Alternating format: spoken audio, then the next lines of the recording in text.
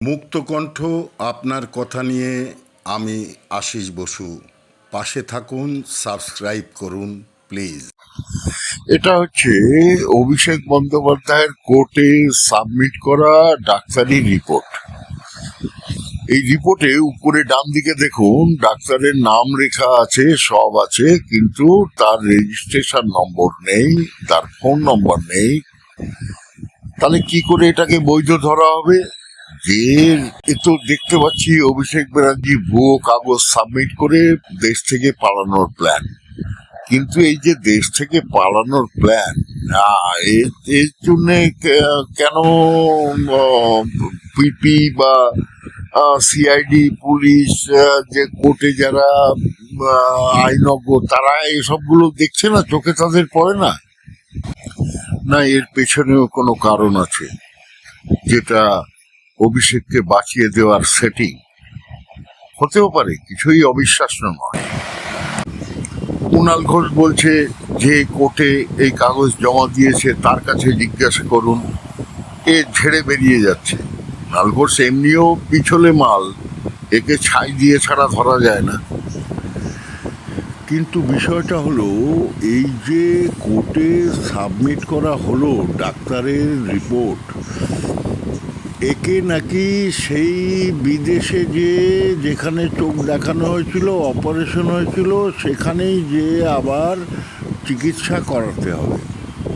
তাহলে যে ডাক্তার এটাকে লিখলো, ইনি নাকি দক্ষিণ ভারতের কোনো হসপিটালের সাথে যুক্ত। তাহলে তিনি কি জানেন না যে রেজিস্ট্রেশন নম্বরটা প্রেসক্রিপশনে উল্লেখ করতে হয়? কেমন ডাক্তার? এটা তো সন্দেহের ব্যাপার। কারুর চোখে পড়ল না যে ভদ্রলোক এই কেসটা করেছেন। তিনি বলছেন যে আমাকে জানানো হয়েছে, কপি দেওয়া হয়েছে, তাই আমি জানতে পেরেছি, না হলে তো আমি জানতেই পারতাম না। তাহলে কেমন মানুষকে কেমন একটা পরিস্থিতির মাঝখানে ফেলে রাখা হচ্ছে। দেখুন, পড়ুন, বিষয়টা একটু চিন্তার বিষয়। বুঝতে হবে, জানতে হবে। যেভাবেই হোক, যাই হোক, আগামী দিন কি হয় দেখব।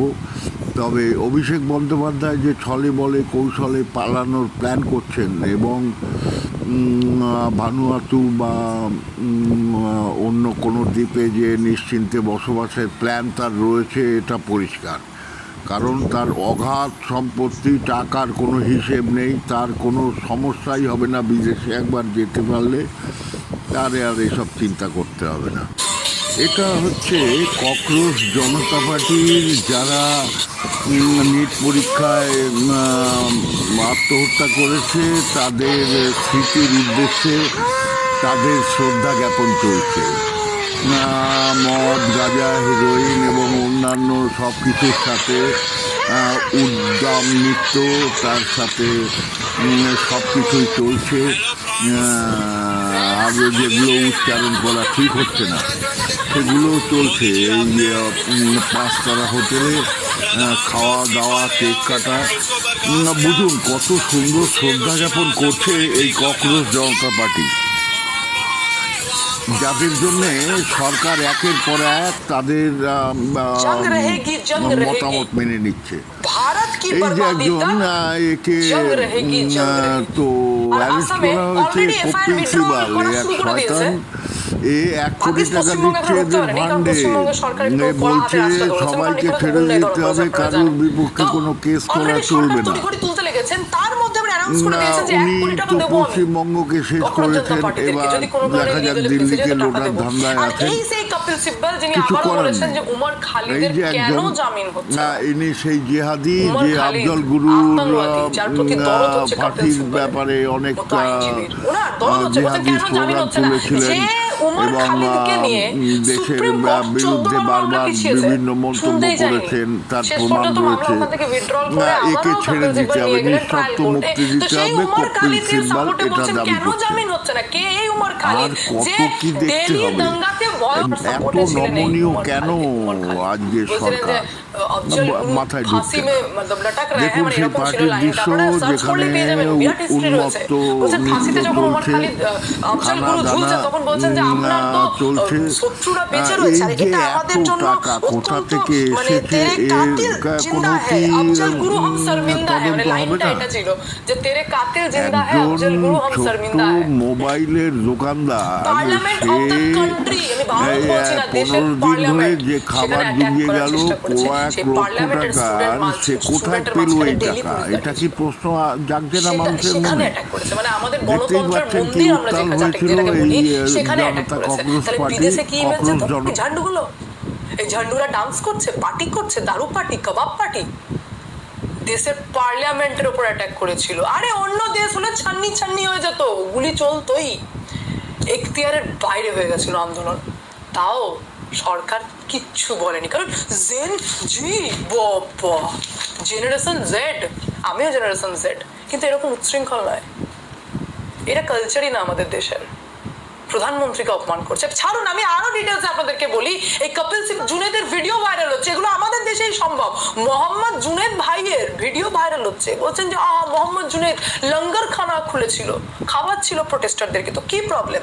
কিছু কিছু ইউটিউবার, কিছু কিছু ছোট ছোট মিডিয়ারা পৌঁছে যাচ্ছেন, আর সেখানে জুনেদ ভাই বাইট দিচ্ছেন, বাইটে বলছেন যদি আমার এই প্রোটেস্টারদেরকে খাওয়ানো অপরাধ হয়ে থাকে তাহলে আমি এই অপরাধ বার করতে চাই, মানে নিজেকে একদম শহীদ প্রমাণ করছিলেন। কিন্তু কোয়েশ্চেন তো এটা নয় যে আপনি খাবার কেন খাওয়াচ্ছিলেন, কোয়েশ্চেন এটা যে আপনি খাবার কোথায় থেকে খাওয়াচ্ছিলেন। একটা ছোট্ট মোবাইলের দোকান রয়েছে, 18 দিন ধরে প্রোটেস্টারদেরকে খাবার দিয়েছেন এই জুনেদ ভাই। খরচা যদি বলে থাকি প্রায় ডেইলি 5 থেকে 6 লক্ষ টাকা। খাবারের মেনু যদি বলে থাকি বার্গার, লস্যি, বিরিয়ানি ছাড়া কথা হচ্ছে না। তো ওই যে অত খাবার তৈরি টানা 18 দিন ধরে, পার ডে 5 থেকে 6 লাখ খরচা, তো এই জুনেদ ভাই মোবাইলের দোকান থেকে কি করে করলো? কোয়েশ্চেন করবে না সরকার? সরকার প্রশ্ন করলেই দোষ। তখন জুনেদ ভাই বলছে আমি তো ভাই খাইয়েছি, কত কাজ, মহান কাজ করেছি। মহান কাজ তো ঠিক আছে, ওটা সেকেন্ডারি। খাওয়ালেন কোথায় থেকে? মোবাইলের ব্যবসা তো এমনি উঠে গেছে, অনলাইনে শিফট হয়ে গেছে। তাহলে 5-6 লাখ এক ব্যক্তি খরচ করছে, জমি বাড়ি বিক্রি করে প্রোটেস্টার থেকে খাওয়াচ্ছিলেন নাকি? কোয়েশ্চেন করলেই সরকার তখন খুব খারাপ, সরকার ঠিক না, ভুল হচ্ছে। তাহলে আমাদের দেশের পাবলিক আর বিদেশি মিডিয়ার মধ্যে পার্থক্য? বিদেশি মিডিয়া লাস্ট 7 দিন ধরে আমাদের দেশের কোনো ভালো কিছু দেখতে পাইনি, জানেন তো? আমি সার্চ করলাম, আমি ভালো করে সার্চ করেছি, আমি রিসার্চ পর্যন্ত করে দেখেছি যে 7 দিন আমাদের দেশে যা যা ঘটেছে তার কোনো খবরই বিদেশ পাইনি।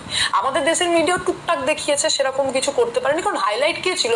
মোহাম্মদ জুনেদ ভাই, এই ককরোচ কাবাব পার্টিওয়ালা লোকজন, এরাই হাইলাইটেড ছিল।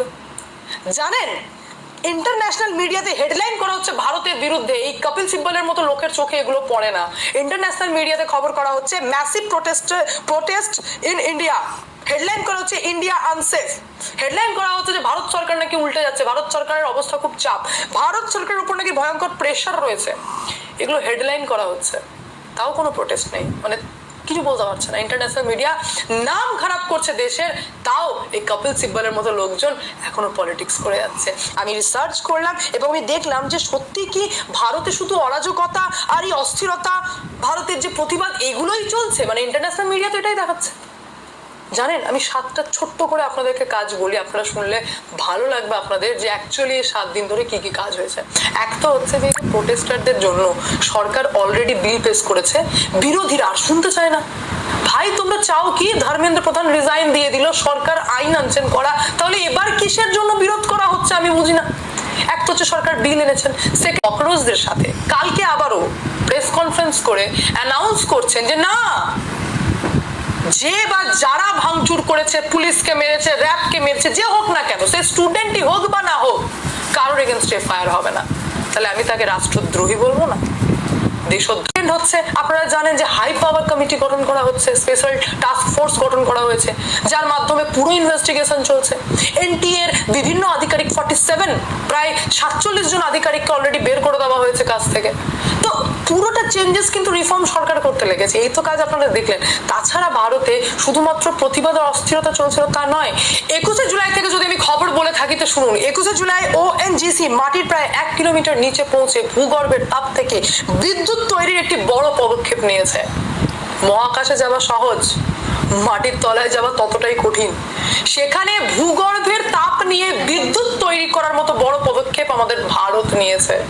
22শে জুলাই যদি খবর বলে থাকি, ভারতের নৌবাহিনীতে আইএনএস মালওয়ান নামে একটি নতুন যুদ্ধ জাহাজ যুক্ত হয়েছে, যা পুরো স্বদেশী প্রযুক্তি।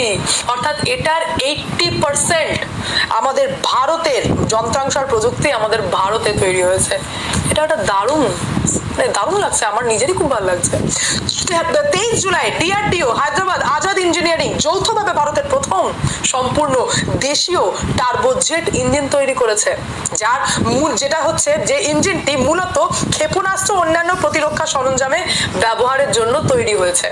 24 জুলাই ডিআরডিও সফলভাবে Kusha long range surface to air missile, এটা হচ্ছে ভারতের নিজস্ব আকাশ প্রতিরক্ষার ক্ষেপণাস্ত্র, এটাকে S-400 এর সমতুল্য বলা হচ্ছে। মানে পরীক্ষা, এটা ফার্স্ট পরীক্ষা হয়েছে, সেটা সম্পন্ন হয়েছে। মানে আমি এটাই বলতে চাইছি যে এত দারুণ কাজ, এগুলো কিন্তু চোখে পড়েনি, জেনজিরা হয়তো ঠিকঠাক করে জানেও না। সেম ভাবে আমি যদি 25 জুলাইয়ের কথা বলে থাকি, তো আমাদের বারাণসীর কাছে অবস্থিত সারনাথ রয়েছে, যেখানে ভারতের ভগবান বুদ্ধদেব যিনি প্রথম ধর্ম দেশনা দিয়েছিলেন, সেটা ইউনেস্কোতে ওয়ার্ল্ড হেরিটেজ লিস্টে অন্তর্ভুক্ত হয়েছে। এটা ভারতের কালচার সম্মানিত হয়েছে, সম্মান দেওয়া এটা। 26 জুলাইয়ের কথা বলে থাকি, তো এই যে মীরাবাই চানু জিতেছেন স্বর্ণ পদক, আচ্ছা ঋষিকান্ত সিং, রাজা মুথু পান্ডে জিতেছেন রৌপ্য পদক, ভারতের গর্ব, এখনো ভারতের নাম উজ্জ্বল করছেন। 27 জুলাই, মানে আমি টোটাল 7 দিনের বলছি, যেখানে আপনারা প্রোটেস্ট দেখছিলেন তার ইন্টারনালি কি চলছিল। 27 জুলাই ভারতে প্রথম হাইড্রোজেন চালিত ট্রেন পরীক্ষামূলকভাবে চলতে শুরু করেছে, এবং যার ফলে ইতিমধ্যে 3200 লিটার ডিজেল সাশ্রয় হয়েছে। এগুলো চোখে পড়ে না, ইন্টারন্যাশনাল মিডিয়ারও চোখে পড়েনি। আমি অবাক হয়ে গেলাম যে একটা পুরো ফোর্স, একটা পুরো প্রোপাগান্ডা, একটা এজেন্ডা বলতে পারেন, ভারতের বিরুদ্ধে কাজ করছিল। অবাক হয়ে গেলাম আমি দেখে। প্রথম দিকে তো কখনোজ জনতা পার্টির আন্দোলন তো লোকই হচ্ছিল না, 200-300 লোক। হঠাৎ করে কি থেকে কি হয়ে গেল যে যারা গ্রাউন্ড কভারেজ করতে এসেছে, সেখানে যারা ইন্টারন্যাশনাল মিডিয়ার লোকজন পর্যন্ত ঢুকেছিল, আর তারা শুধু বলছে ভারত সরকার চাপে আছে, আর সরকার উল্টে যাবে, চাপে আছে। একটা অদ্ভুত রকম ভাবে দেখলাম, একটা ফলস হাইপ ক্রিয়েট করা হচ্ছিল সরকারের বিরুদ্ধে ভয়ঙ্কর ভাবে। আর যেটা দেখে আমি নিজে ঘাবড়ে গেছিলাম যে প্রোটেস্ট হঠাৎ করে এত কেন বেড়ে গেল। প্রোটেস্ট যদি হয়, তাহলে আমি তো বলবো এই প্রোটেস্ট তো ঠিক আছে, সরকার তো সব শর্ত মেনে নিয়েছেন, তাহলে আমি আরো বলি না, আমিও সেই প্রোটেস্টে নামবো। বিশ্বাস করুন, আমিও তখন কিন্তু একদম দারুণ ভাবে আন্দোলন করবো। কাস্টিজম তুলে দিন। যখন কিছু হয় ঝামেলা অশান্তি, তখন দেখি আমরা SC/ST তে মামলা হয়ে যাচ্ছে। হ্যাঁ, বলছে নাকি কাস্ট জাত তুলে গাল দিয়েছে। তো এই যে হিপোক্রেসি হয়ে যাচ্ছে না। আবার যখন রিজার্ভেশনের ক্ষেত্রে যাচ্ছি, তখন রিজার্ভেশন হয়ে যাচ্ছে বাপরে, তখন তারা চলে আসছে আমরা তো পিছড়া হওয়া। যদি সেন্ট্রাল রিজার্ভেশন দেখে থাকি তো প্রায় 60%, সেটা যখন রাজ্য স্তরে চলে আসছে তো মানে রিজার্ভেশনই 70%। আরে 70-60 আটকে কেন, 100% করে নাও। আমরা ঘাস ছিঁড়ছি, অসুবিধা কোথায়? কিন্তু লাগু করা হয়নি কেন? এগুলোতে সমস্যা কোথায়? সরকারের কি সব ক্ষেত্রেই একটু অনীহা দেখা দিচ্ছে কেন? প্রশ্ন কি আপনার মনে জাগে না? যাই হোক, আর দীর্ঘায়িত করতে চাই না। অনেক জায়গা থেকে সংগ্রহ করে অনেক তথ্য আপনাদের কাছে আমি তুলে ধরার চেষ্টা করলাম। সম্ভব হলে চ্যানেলটিকে সাবস্ক্রাইব করবেন এবং কমেন্ট করে আমাকে উৎসাহিত করবেন। নমস্কার, সবাই সুস্থ থাকবেন। ভারত মাতা কি জয়। জয় হিন্দ, জয় শ্রীরাম।